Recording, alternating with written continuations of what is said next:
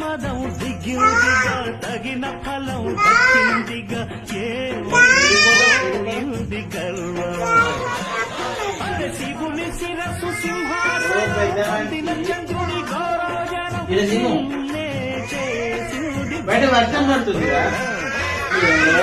మదం దిగిందిగా తగిన ఫలం దక్కిందిగా ఏమైపోయింది గర్వం త్రిమూర్తులే నిలుగని తలంచరా నిరంతరం మహిమను కీర్తించరా